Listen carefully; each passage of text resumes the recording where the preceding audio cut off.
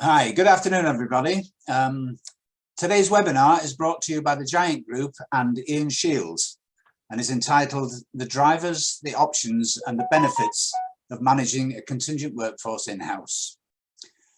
We're all currently experiencing a real battle for talent with there's said to be 1.3 million vacancies at the moment in an uncertain economic climate. This has led in no small part to businesses considering the flexibility offered by contingent working as part of their employment strategy. As contingent working becomes more significant, it will be increasingly important to approach it in the best way for you to achieve the desired outcomes. This session will therefore focus on the drivers, the options and the benefits of changing the way in which you approach contingent recruitments.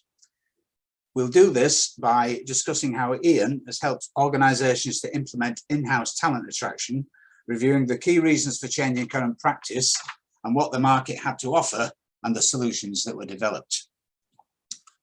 Our agenda, thank you, is as follows. After the introductions, we'll look at the key topics, which are the available service models, the design of the ideal solution, talent attraction and the use of technology, and the benefit realisation experience.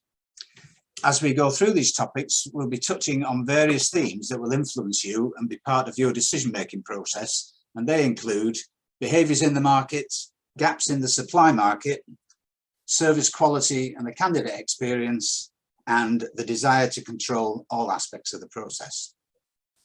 Our speakers today will be Ian Shields. Ian has 20 years experience across talent sourcing and management, and now leads his own consultancy, providing bespoke support to organisations who want to transform their contingent resourcing model.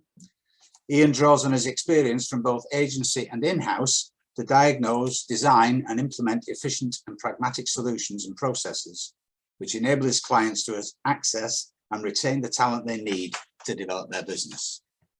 From Giant, we have Dan Haslam. Dan is Group Sales Director at Giant Group and also a member of the board at the FCSA. He has a vast experience of helping clients to manage their contingent workforces compliantly and cost effectively. I'm David Hopkins, a workforce management consultant with Giant, and I will chair the discussion today. The full session will last an hour and we'll take the questions at the end of each topic. So if you have any, please register them via the Q&A button. We'll answer as many as possible live, or if we have to, we'll ask after the meeting. The format will be for me to ask questions of Ian and Dan and for them to discuss and provide information based on their experiences. So, available service models. Dan, good afternoon. If I can start with you, please. Will you outline for us the service options available in the marketplace? Good afternoon, Dave, and good afternoon, everyone. Yeah, happy to. I mean, there are a number of different well-recognised models now that businesses use to look at both attracting contingent talent into their businesses as well as managing that contractor experience as well. So I'm just going to go through a couple of slides here just to outline some of the main models and some of the variations that are available in the market. And what we'll try and highlight is very much, you need to understand what your own requirement is and then think about what the solution might be for you, because it's certainly not a one-size-fits-all market. So starting with RPO, which stands for Recruitment Process Outsourcing. This is where an end hirer or a talent attraction team effectively hand over the talent attraction function to another a business, the RPO business, who will basically then look at leading the full recruitment function, or potentially some parts of those tasks in tandem with the in-house team. And often the main focus for an RPO arrangement is to look at the permanent recruitment process, more so than contingent working. And they're very, very good at looking at the design of the recruitment process, how businesses can take the employee brand proposition forward to attract candidates in through a variety of different methods, and certainly Ian will touch on some of that later, and the use of technology. RPOs will also tend to look after the screening, pre-employment and onboarding process to bring someone into the business. And really the main logic for looking at outsourcing the function is to give it over to an expert who can focus on that, bring efficiency, bring with it lots of speed and a quality of experience, often allowing the in-house teams to really focus on other areas where they can add value.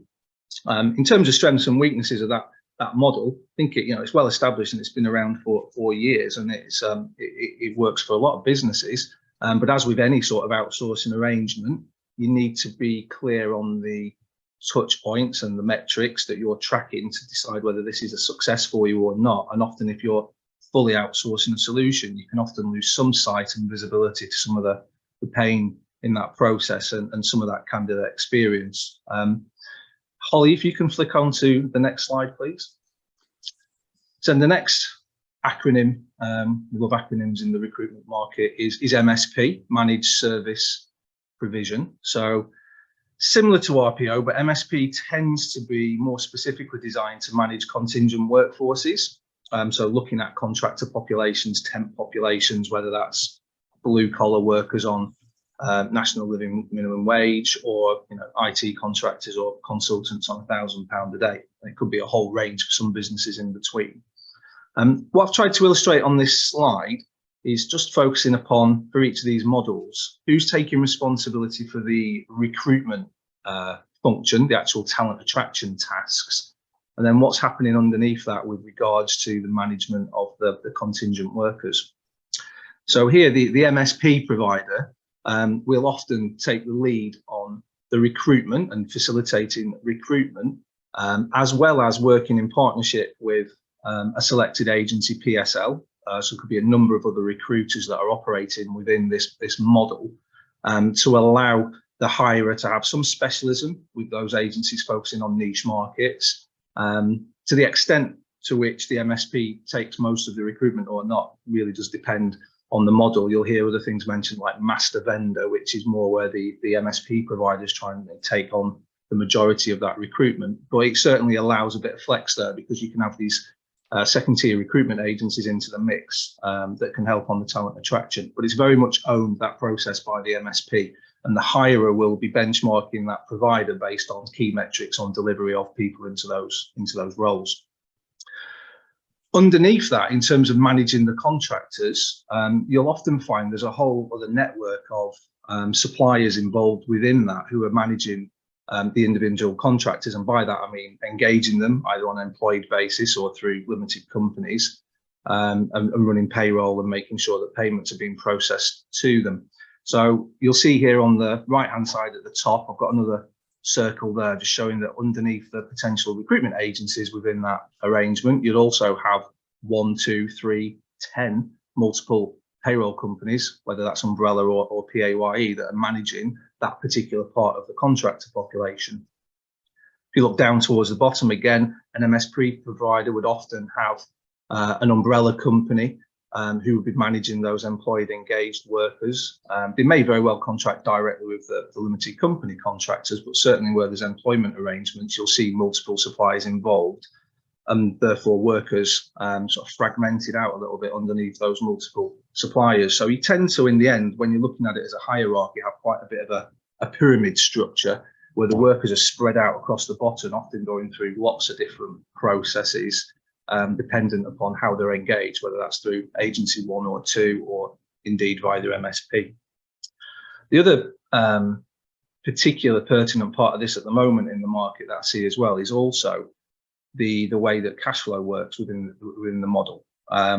There's a lot of tightening in the finance market, as everyone's aware of at the moment. The availability of credit to facilitate a hirer who might have 60 or 45-day payment terms needs to be cascaded through this supply chain. So each of those recruitment businesses, as well as the MSP, need to be able to accommodate credit. And also from a payroll company's perspective, you often see the payroll businesses now supporting credit as well. And that's becoming challenging for a lot of businesses at the moment with the way that credit limits are starting to tighten up. So having multiple suppliers can present some challenges. Ollie, if you want to trip on to the next one, please. So in this arrangement, what we've got here is where the in-house recruitment teams decided we're going to own the recruitment. So they're driving that themselves within the hirer. That's represented with a box circling the hirer at the top. But they don't have the capability of being able to payroll the contractors, or indeed either have the capability or perhaps the want to actually engage those workers directly, and would prefer to have other suppliers in between them and those workers to sort of manage the risks on employment or payroll or tax or whatever the exposure might be. So often you'll see that whilst the recruitment's done in-house, when it comes to onboarding and payrolling a worker, a hirer will engage a recruitment business to basically act as that intermediary and manage the workers. I often see in the market, particularly where there's PAYE populations that are needed to be managed, an agency will come in there and be able to manage those workers. They'll become the employer and they'll run PAYE. But then often underneath that, you've also got, again, multiple payroll companies or umbrella companies operating in that supply chain to facilitate the payment of the workers. So I think that's a good solution for businesses who want a quick and easy fix to get up and running and haven't got the expertise internally to support from a compliance perspective. It can create a lack of visibility though for the hirer as to what's going on in that supply chain.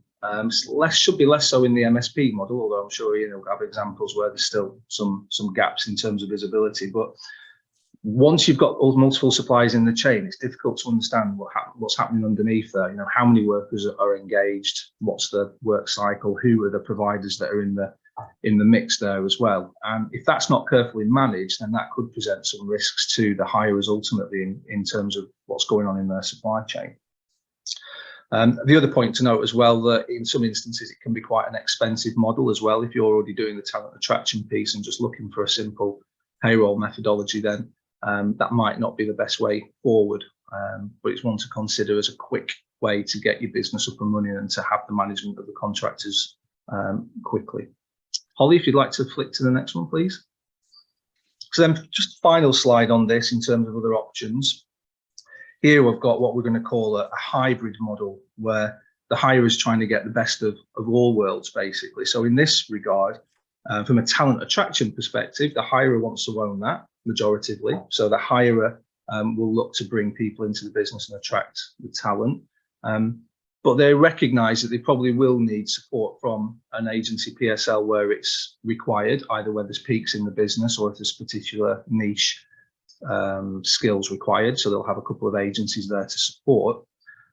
But then in terms of the management of the contractors and the payroll of them, they then hand that off to one central contract workforce management platform that can manage all the onboarding, manage the pre-employment check-in, have a centralized timesheeting process, have a centralized onboarding process. So the candidate experience is solely owned by that provider and is a lot slicker and easier to understand than the multiple tech stacks you could have seen in the previous models. The recruitment businesses can still be, will obviously get paid either on a margin only basis or as a full pass through by that workforce management platform. One of the big benefits of this structure is it allows that hirer to see full visibility to what is going on in that supply chain and to see which suppliers are being payrolled and engaged. And that's really important. You know, we're all aware of some of the risks and perils of non-compliant payroll providers in the market. This sort of arrangement would allow a hirer to be able to see in their entirety their workforce, who they're engaged by, and get confirmation that the tax is being paid correctly. The other key thing with all these models, really, not just this hybrid one, is that what it's allowing is for the hirer managers to get time back into their business, because if the contract workforce management platform, the RPO or the MSP is doing the jobs properly, should be giving time back to those hiring managers to focus on their day job, not be rushing around trying to sort out timesheeting, getting contractors paid. And unfortunately, in my experience, the vast majority of cases when we talk to hirers, it very much feels like the hiring managers spend a lot of time trying to help move people from A to B, and perhaps there's a slicker way to do it. So that's me on those models, Dave. You could stop sharing now, Holly. Yeah, thanks, Dan. Let's now introduce Ian to get an insight into the processes he's been through in reviewing the future needs of his clients. Ian, good afternoon. Good afternoon, David, and good afternoon, everyone else. Thanks so much for being here. Ian, will you give us the background then on why you were engaged by your clients, the sectors, the kind of sectors they operate in, and why they felt they needed to change and what they were looking to achieve? Yeah, thank you, David. I mean, with regards to the clients I've sort of worked with over the last few years, you know, they've been a variety of capacities, from sort of large FMCG organisations to IT businesses to small pharmaceutical businesses as well. And I suppose the reason for why they've engaged is probably a couple of justifications. One is a better understanding of their contingent workers population, to try and get a better understanding of the costs that are involved with that, and also put in a better governance and control methodology. Now, what I like to do when I sort of have those first conversations with the client is put each type of resource into a bucket. Right, so you're looking at your blue collar population, your white collar population, and then, you know, your SOW spend. And as anyone probably knows on this call, is, you know, we always see a lot of misclassification that goes into this SOW spend, and so that's why the organisation wants to get a better understanding of the contingent spend. And so, you know, how do you do that? Right, well, the first element is that you've got to go into the engagement piece. You know, you have to speak to the business and the operation element, because any sort of understanding of the resourcing cycle and how that works is important to understand how they resource at that point and what they identify from a contingent hiring perspective. Now, what we also look at is the cost point to that. So, for example, I'll give you a client, large FMCG business. It was going through a divestment element. It didn't necessarily have it had an MSP on site. So as Dan had already discussed, it had an MSP provider that was there to support and drive the recruitment cycle. It was divesting, so it was becoming its own separate entity. And so it needed a separate model that was going to be able to meet its contingent recruitment needs. Now, the difficulty that we faced is that when we evaluated, one, they didn't have an understanding of actually what their contingent population was. So we didn't really know what the size of the population piece was. So that involved a long discovery session of going out and identifying where your workers sat, where they were identified, you know, and where they fit within those three buckets, as I mentioned, you know, whether they were in blue collar population, white collar populations, or within your SOWs. And this was a global organization. And what was identified is that I found that the resourcing cycle was done differently in each part, even though there was a wider MSP part of the sort of parent FMCG organization, it was still kind of doing its own thing as such. Now, because the split off business was becoming much smaller, an MSP operation wasn't necessarily appropriate, because the fact was that they needed someone that had a greater governance and control. And so they wanted, I suppose, to talk about how to deliver a better sourcing model, better resourcing cycle, and a better delivery aspect for that organization. And that was, I mean, that's just one organization I've worked with. Another is a large IT business. Again, they were a global business. They had an MSP provider in place. Their concern and issues were that the MSP was doing a good job within certain regions, so the US and the UK, but actually in continental Europe, they wanted something that was going to be more specific to the business requirements. And so it's going through and doing that discovery sessions, which, as I say, is really driven by the engagement with the business operations, you know, understanding what the business requirements are, meeting with a global governance, but also trying to look at from a cost element, how you can drive down the actual resourcing cost that we see within the contingent hiring. And I suppose a prime example of that is what I see within the TA business is that TA operations are very focused on the permanent piece. They're very focused on delivering that element and taking candidates on a very specific journey. But when we look at contingent hiring, it's very much pushed, as Dan mentioned, you know, to MSP models or just straight out to that supplier base. And so, you know, this is an evolution to a certain extent of trying to bring that contingent workforce population into the TA teams on those particular scenarios. Okay, right. Okay, thanks, Ian. Time for a couple of questions now then, before we look in more detail at what Ian found when he actually tested the market. We have a couple of questions here. The first one is, we only have a small number of contractors ranging between 15 and 25. Is it worth reviewing what you're doing and changing over for that sort of number? Ian? Thanks for the question, David. I mean, 15 to 20 contractors, again, it really depends. What kind of contractors are we talking about? You know, are these blue collar workers, you know, or are they white collar populations? You know, they're on £1,000 a day. You know, are they specifically niche talents? You know, how quickly are you turning over these talents? Because obviously with tenure rules, you know, you're looking at co-employment rules kicking out 24 months. So to answer the question is potentially, but you know, you would need to just evaluate that contractor population and how easy it is to attract that talent to see whether or not another option is suitable.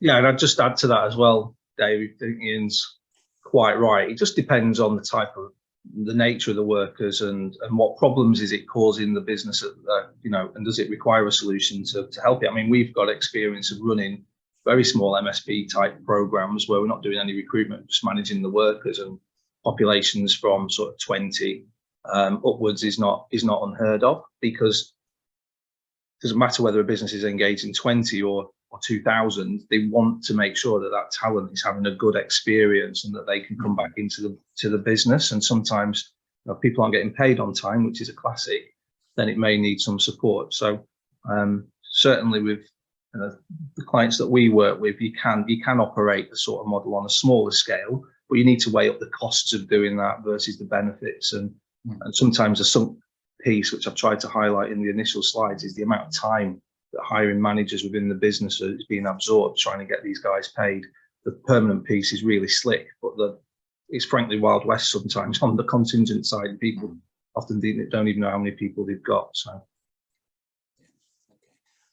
And I guess this next question is probably as long as a piece of string as well, but it's obviously key to people when they start to look at these kinds of approaches. What sort of timescales are you working with? How long typically will it take you to investigate what you need to do? Again, depends, doesn't it, Ian, on what you're playing around with. So how many contractors, how diverse is the population from a job role perspective? So carving it out, blue collar, white collar is important. And then you bring into the mix geographies as well. So I know, Ian, I'll hand over to you at this point. You've got great experience at, you know, global piece. So it's not this, you can be a UK solution, but also looking at contractors in different geographies adds a whole new layer of complexity to it. Yeah, I mean, I couldn't agree more. I think the fact is it really depends on what sort of data elements you've got in place, right? So it's, you know, like I go back to my buckets, blue collar, white collar, SOW, and it's how is that being captured today? You know, is it, I've seen some clients that have it all on an Excel spreadsheet. Some of them go into a VMS. Some parts of it is in a VMS, and some of it's on an Excel spreadsheet. And I think this is the piece that, you know, you really need to spend some time to do a full discovery to really try and understand where your contingent population sits. And there are obviously different forms of contingent workers. Okay, you know, you have your time material based workers, you have the consultants, you know, you have your outsourced resources that come in through like a long-term SOW. And so when I think of contingent workers, it's all non-permanent employees. It's everyone that will sit on your side, work through or have systems access that is not a permanent employee of your organization. So people will say, oh, we've only got 15 contractors. But then when you do some further digging, actually, they've got probably about 150 contractors in certain countries. But there's just, what they mean is they've got 15 time and materials based contractors. And it's kind of, well, who has the oversight of that spend? Who understands and has the governance and control over those extra 150 workers?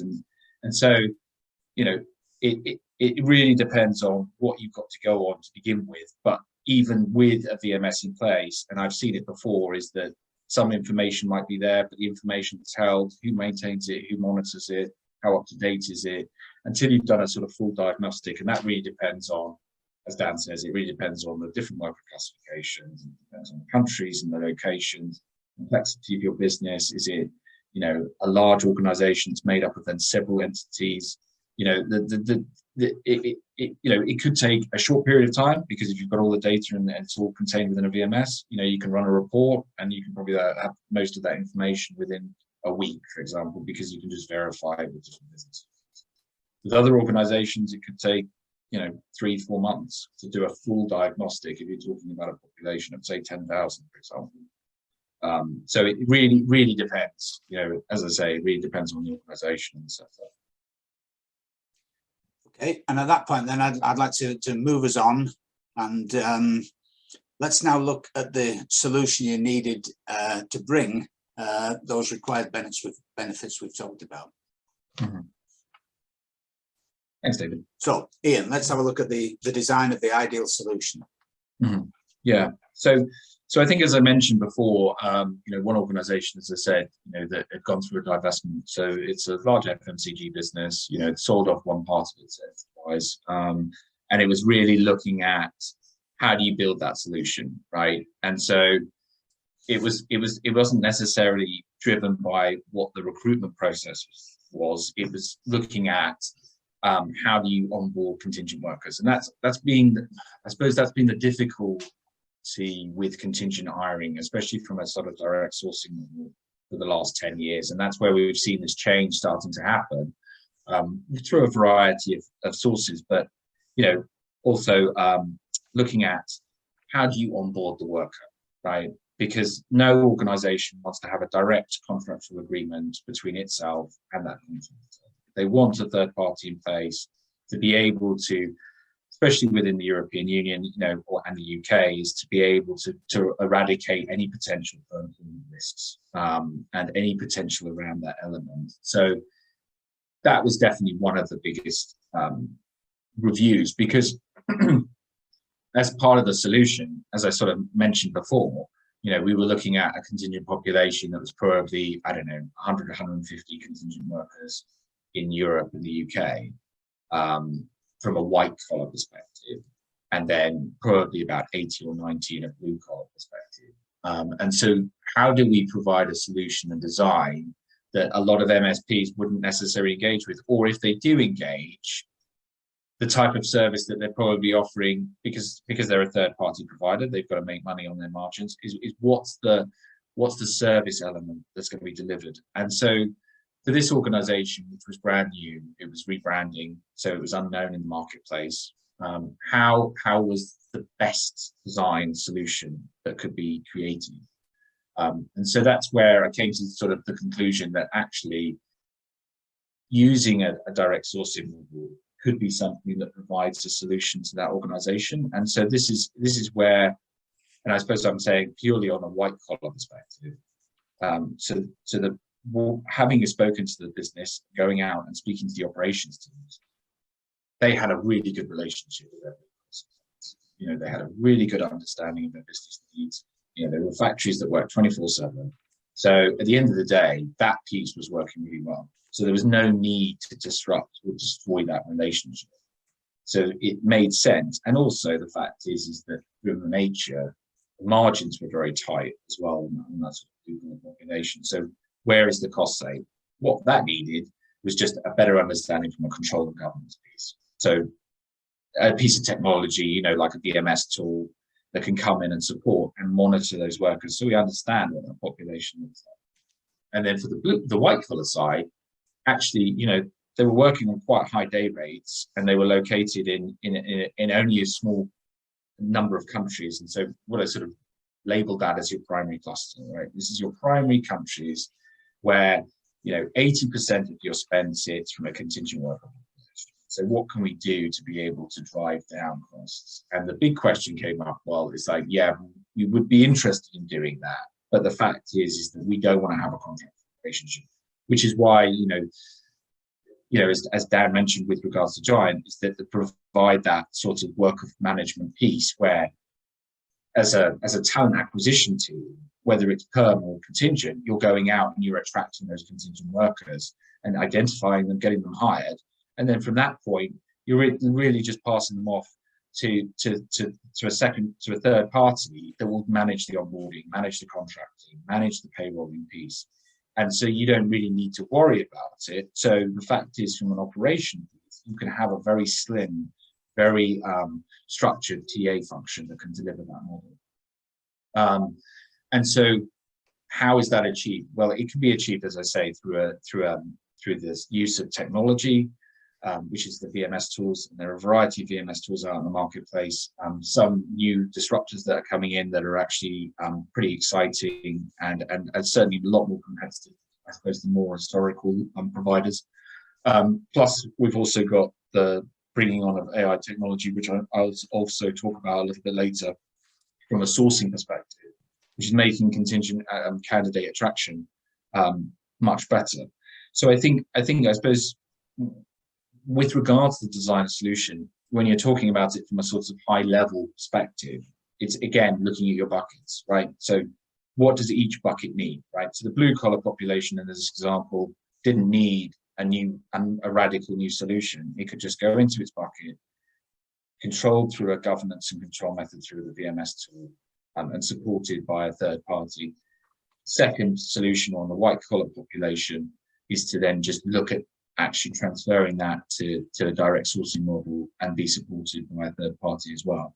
Now, the one aspect that I probably haven't mentioned is looking at the SOW piece, which is what we would do sort of at the next stage, because it's like get those two pieces running and up to speed, and then that gives us a control and governance, and then we can start seeing if there's any leakage stuff that appearing. So when you'd identified what you were looking for, what you needed these different solutions to provide, how did you find the market in response to that? What did you think of the solutions that were out there that might be able to give you what you needed? Well, I mean, I think that's a really interesting question, David, because I think the fact is that over the last few years, I've definitely seen that the market is changing, and there is a greater diversity of technology and platforms that are able to deliver and support a new sort of contingent modeling, and especially around the direct sourcing piece, because of the sense of social media. We're seeing a change in the demographics within populations. We're seeing a change within the demographic worker population groups, and so the contingent worker population is changing. And as you said, we've got 1.3 million vacancies. There's a war on talent, and that doesn't just sit within the permanent space. That sits both in the contingent now, and especially as workers are more interested after COVID about a better work-life balance. They're not necessarily so interested in additional benefits, that they want the flexibility. And so that is exactly what a contingent worker offers. They offer flexibility, they offer that ability to change, plus they gain lots of experience within different sectors. So you could have someone in a relatively early part of their career that's worked on multiple projects and multiple organizations that can bring real value to your business. And so how do you attract them? You attract them through a new sophisticated AI technologies, and those platforms, which are relatively competitively priced, especially compared to the sort of old methodologies of talent attraction. So how was the market? Yes, there were lots of options. It was definitely not. When I was presenting options to the client, of what different parts of those pieces, from VMSs to sourcing tools to curation of talent, what do you do once you've identified workers that maybe not right at that time, or the silver medalist? It's like that talent pooling, those tools are all readily available. And what's so great now is that it's the way that they all interconnect with each other, and the fact that they can actually support, they're not standalone tools. And so that creates a great amount of efficiencies. And I think that's what this comes down to. We're not talking about adding loads of heads into a TA function. What we're actually talking about is making roles more efficient, and as Dan said, taking time away from what was time for the hiring managers, time for the TA functions, but actually making that process much more efficient, to be able to allow those individuals to do what they enjoy doing best, which is engaging with the hiring populations, understanding role details, speaking with candidates, taking them through the interview process. You know, that's what guys like to do, and that's what they want to do. So it's like there are the tools out there to be able to do that. So if there wasn't the sort of ideal off-the-shelf solution available, you reviewed the options against your needs. What was your conclusion in terms of the design of the best fit solution? What were the 3 or 4 key things that you were looking to get out of the design you were going to come up with? Well, I think that I mean, I suppose the main elements from a design perspective and what the outcome was is to look at oversight and control, i.e.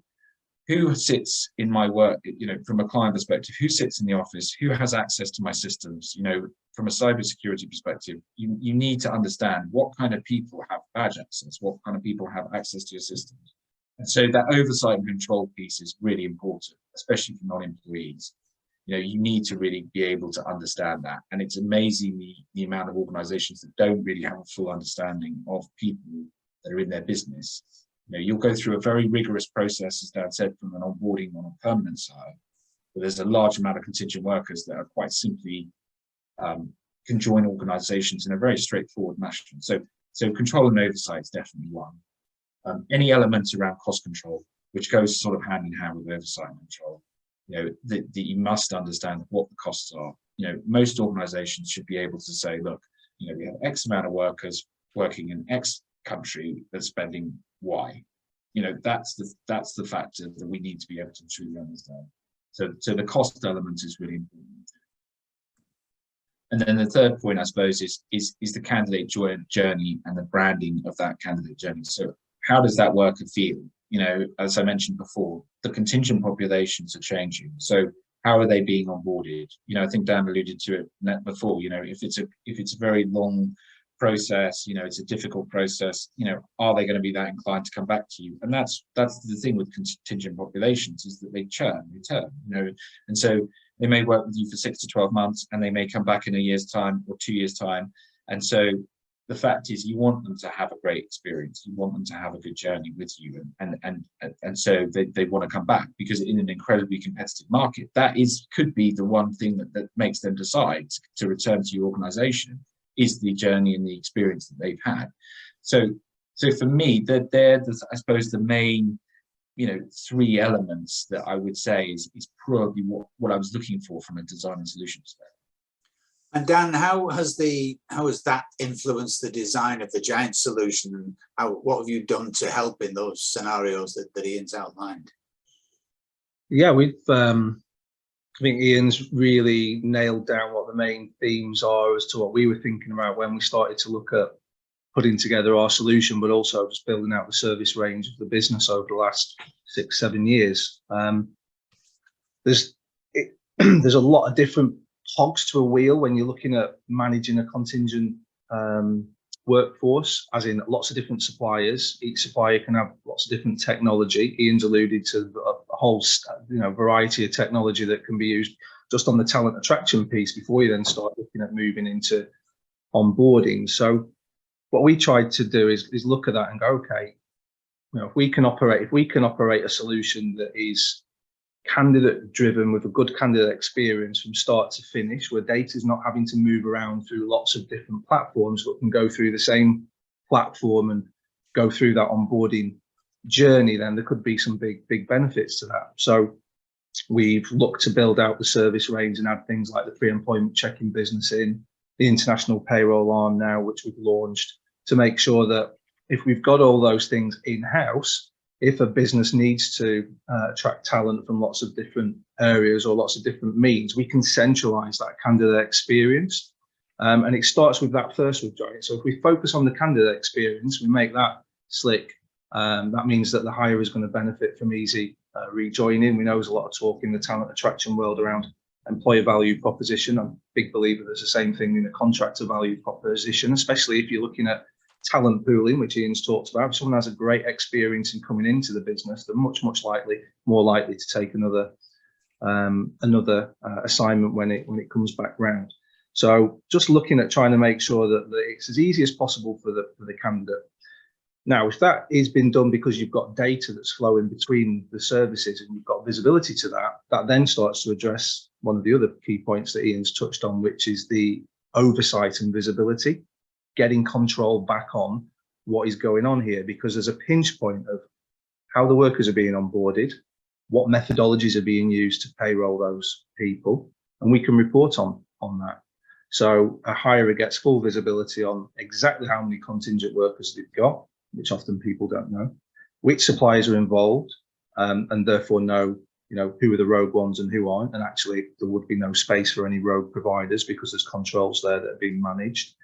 And also the ability for us to be able to put a solution in place, which isn't necessarily built out for a 2,000 head FMCG business, but actually a solution that can work for someone who's got 20 contingent workers, because if they're white collar guys that are paid decent day rates, you couldn't be talking about significant £1 million of the spend there on a small population.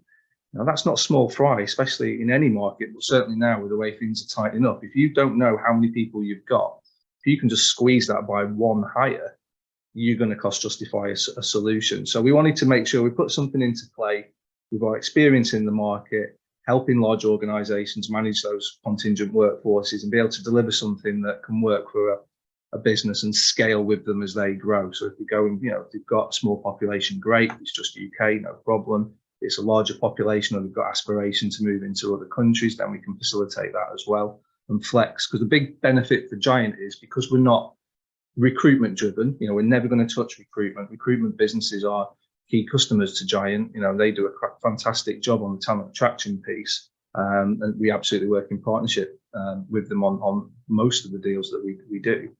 It means we can take a step back and get really into the detail of nailing down, quality of data, candidate experience, value add things like accessibility tools on all the portals. So it's multi-language, people with hearing and visibility issues, all that good stuff built out, rather than getting sidetracked by focusing on talent attraction, which is a huge challenge in itself.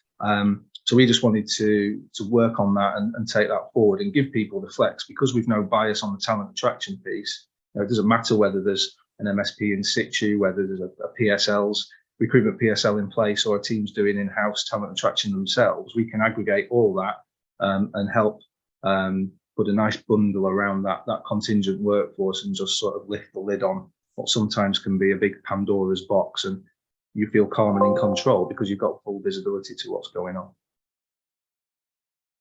Yeah, okay. Now just having a look, there are no questions on that actually, which is you've either shell-shocked people or they're still thinking about it. But so let's move on then, and let's talk about talent attraction then. Let's look at talent attraction and the use of technology as a major factor in ensuring this transition. Ian, perhaps I can start with you, please. Yeah, sure. Thanks, David. So, I mean, I suppose this is something that's definitely come on. So, I mean, when I first started in recruitment, Broadbean was considered the new greatest technology, where you could, take an advert and post it on multiple job boards, and away you went. And then we moved to sort of LinkedIn and sending emails. And I think the fact is now technology's moved on into such a sense where, with a variety of players that are out there, Hirees, Fetcher, to name a few, is that where you put together your job profile and you send it off to work, and it basically scours the whole social media platform. So anyone that has a social media platform, it could be a variety of different sources. It gathers that data piece and comes back with contact information, all that. And it's a very it's definitely changed the way that you can use resourcing and the way that you can attract talent, because not only do you then look at the profiles and be able to make adjustments, because then the machine learns from it. So you can say, right, okay, it's gone off and found 500 profiles. Well, let's cut it down. And then I take the top 10 profiles and look through them and say, this is what I like, this is what I don't like. And then it begins searching again. So it's continuously searching through the market, almost like what sources used to do, but using the power of a computer that can produce thousands and thousands of computations within a matter of minutes. And so you get profiles back that meet your requirements that you can then start contacting. You know, variety, you can contact them by email, you can contact them by thing. And yes, it does sound very automated, right? But going back to the solution that I was discussing earlier, for an organization that doesn't necessarily have a big brand in the marketplace, sometimes you have to use those sort of processes to be able to attract talent, because there is a war on talent and you have to be able to deliver that in a quick fashion. And also the fact is that you can then set out to that individual, you know, maybe they're not looking right now, but they might come back and say, you know, I'm on a contract, I'm looking in 6 months' time, right? Then into your talent pool they go, and you can contact them in 6 months' time through the whole curation. So I suppose with regard to that technology piece, social media has definitely allowed that to happen. Now, the caveat is obviously it doesn't work everywhere. You know, it works in the US, and I've seen the examples working in the US, UK, Europe, somewhat in the Middle East. It starts to fall down a little bit in Asia, and that's just relations around social media platforms. So if you don't have a social media presence, you obviously aren't going to be on there. So that is what I would say is probably the downfall from a technology perspective. But for the vast majority of vacancies and the vast majority of opportunities that we look at, it does hit the mark, and it does hit the mark pretty effectively. But I would say at least 90% of most of the vacancies I've seen, both within the contingent and perm. And that's what I've definitely seen a lot of organizations starting to do now, is that, you know, they'll be releasing roles on a perm and contingent basis. So if you're attracting candidates, then using these type of AI technologies allow you to then be able to curate your worker population. I think that's really important, because the whole methodology of putting contingent and perm separate from a TA piece, I think is what's changing really. We're moving much more to actually desks being run for both contingent and perm basis, because of the solutions we've discussed earlier today. Is, you know, the fact that onboarding contingent workers isn't as complex as it was. Onboarding permanent workers is already a well-oiled machine in that sense. So I suppose with regards to that talent attraction and technology piece, you know, as I say, you've got the AI technology. You know, you obviously working closely with TA functions and business operations teams, and the organization, you know, to be able to deliver what's. I hope that answers your question, Dave. Yeah, good. And Dan, what support can you offer in that sort of change process, and what value do you bring as a partner? Well, I think we, as I said, we'll take a back seat on the talent attraction piece, but certainly once that bit's done, that's where we can really come in to assist. And Ian's talked a lot about technology to help the talent attraction area, and of course we use a lot of software within our business to manage the workers and the process of the onboarding and the payroll. But I think you lose sight of the people wrapper around that at your peril, because not everyone will fly through the tunnel without sort of touching the side. So we work incredibly hard to make sure that we have multiple ways that the contingent workers can contact us as they're going through that process, whether that's on the phone, whether it's through the portals that we use, live chat. Live chat's a really popular method. I think a third of all the communication that we get from our contingent workers now is actually done via live chat, because people quite like the fact they can sit on there, get the answers that they need whilst they're continuing to work. Dare I say, a number of IT contractors and some professional contractors don't really want to be speaking to people. They're quite happy to sit at the desks and communicate that way. So I think you just need to have a variety of different methodologies to interact with people. And when we're also looking at engaging with these worker populations, there's also an element of a migration involved as well, where someone may move from the hirer or an incumbent supplier into our environment. That's got to be very carefully planned and thought through. Communication's really important. Yes, you'll send out some FAQs, accept no one's going to read them. So you need to make sure you're communicating with them in different ways. So we're now very well versed in doing that, and we run webinars on a regular basis, just like this, but we'll do it for contractors. So when we're onboarding a new population, we'll go through processes, we'll show them on the screen, how to use the systems, and then Q&A basically, and go through those questions. And we often do that within the migration process, but then also afterwards on a regular basis as a sort of hypercare approach to make sure that those queries are flushed out. And 99 times out of 100, Once you're through the first couple of weeks of that process, everyone's into the groove, and away you go.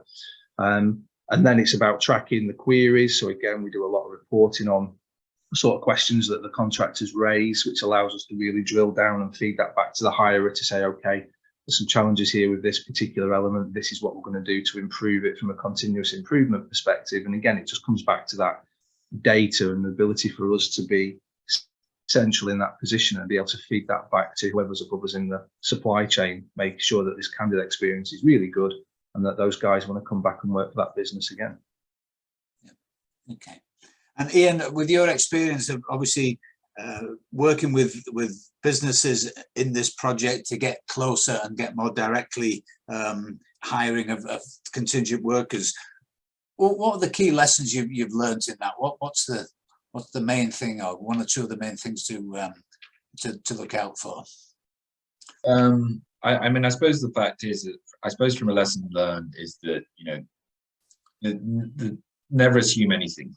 Never make any assumptions, even if information and data is contained within there. And so I'll give you an example.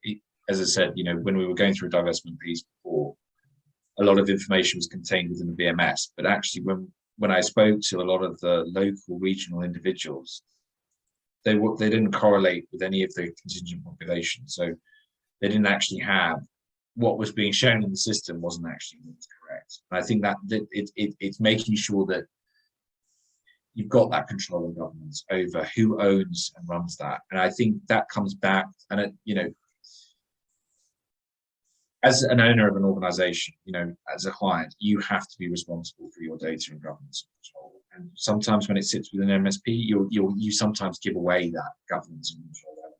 And I think that has definitely been a big learning curve to be able to get the oversight and allow, I suppose, the client to be able to see their candidate contractor population, which maybe they didn't, or maybe they just assumed was correct. The fact is it wasn't validated, and who actually ultimately owns that. And I think that that's definitely been something that's been quite revealing on a number of projects I've worked on, is the lack of visibility from a client perspective to see what their true contract is, what their true spend is, and actually what is contained in the system. Is it correct? Who is verifying that data information? So that, I would say, is definitely a big learning curve to avoid that assumption, that, oh, we've got it contained within the VMS. It's like, well, actually, is that correct?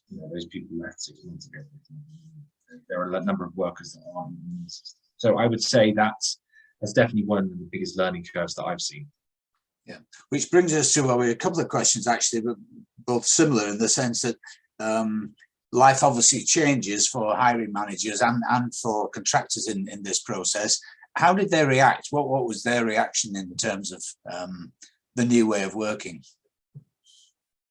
Well, I mean, there's always an element of nervousness from a hiring population, because whenever you're going through a change element, i.e. you're changing relationships, if they're used to working with a particular supplier, or they're used to working with a particular MSP contact, there is always that element of nervousness around the change. I think the fact is that it does require a strong change management piece. And I suppose what I would say is that in the scenarios I've given, it wasn't a case of we sent out some emails, but similar to what Dan was saying, we held webinars, with the hiring populations. We had one-on-one sessions with hiring managers as well to take them through the process and show them that actually the design and the logic behind this was actually to make things easier and simpler, rather than to have your time eaten up by hiring. Because ultimately, hiring for most managers is just part of their job.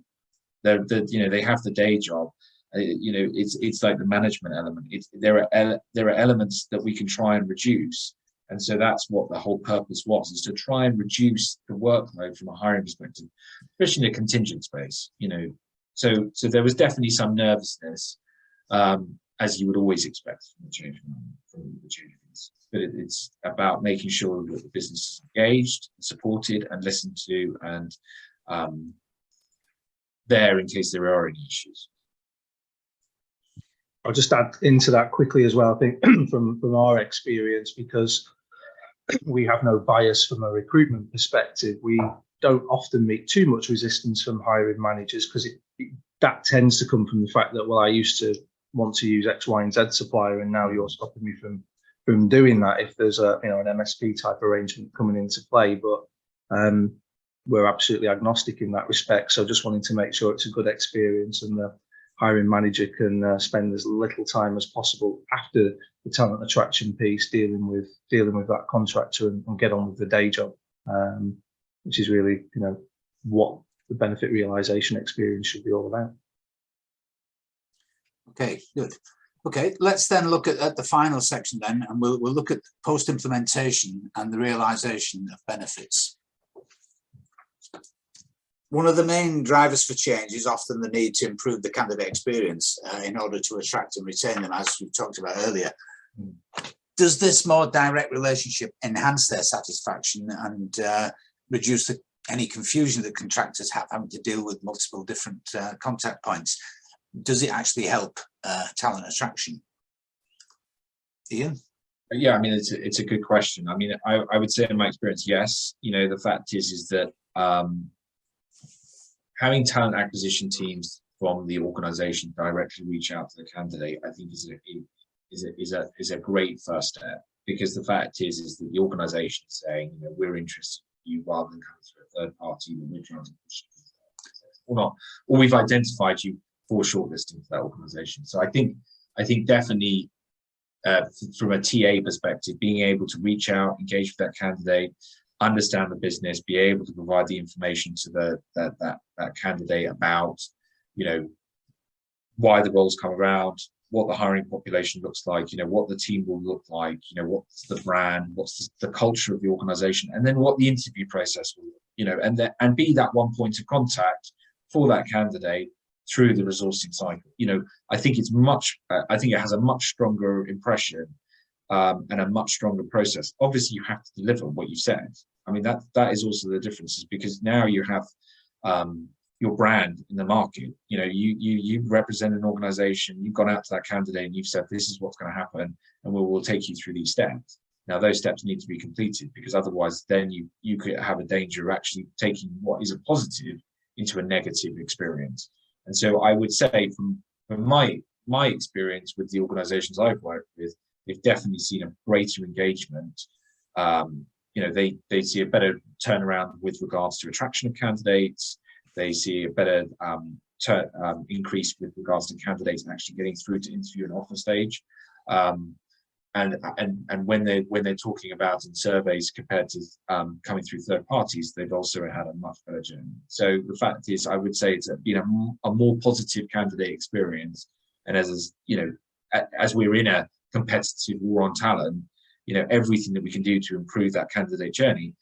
And as I said before, is that just if that candidate doesn't get a role, for example, because they're a silver medalist or for whatever reason, they still had a good experience with that organization, which means that they're more likely to be interested in either entering the talent pool or then being a returning contact maybe a year, 2 years down the line. Ian, I was just thinking whilst you were talking then and adding into it, I think there's been a bit of a disservice done to some talent attraction teams from some of the legal advisors in some respects. And by that, what I mean is often they've been told that they very much must treat contractors differently to how they treat permanent employees for things like IR35 and all that, not that we want to drift into that area. And I agree with that completely. And we have to try and tread a very thin line of giving that compliance firewall to a business where we are a supplier who's managing those workers. So we've got that distance and the contracts say as such, indemnities. But there's absolutely no reason why the hiring experience, the onboarding experience can't be a good one with plenty of value add. So I think getting the best of both worlds and being close to the person as they're going through that process and handing them off to a trusted partner, whether that's an MSP or a hybrid solution like ours, should give contractors that experience, because at the end of the day, there's going to be far more of us doing work like contractors moving forward, and lose sight of that experience for this large part of your workforce at your peril. Completely agree. And the question we have on this, certainly on the hard saving side, is we've talked about cost saving and cost control and management throughout. have you found cost savings, real cost savings in managing new contractor populations? We can see the benefits of doing it, being closer to them, getting the brand to them and engaging directly, but does it make real cost savings in the process? Well, I mean that's a good question, but yes, it does, in the sense that it depends on a variety of factors. The fact is, it depends on your TA function and setup. What's the capacity of the TA team to take on contingent hiring? Would you need to add additional headcount if you were going to do contingent hiring? The fact is that normal margins on what, and this is why I focus on white collar populations. Your normal margin that you see from a supplier is 15-20% markup, and so that's the margin you're saving.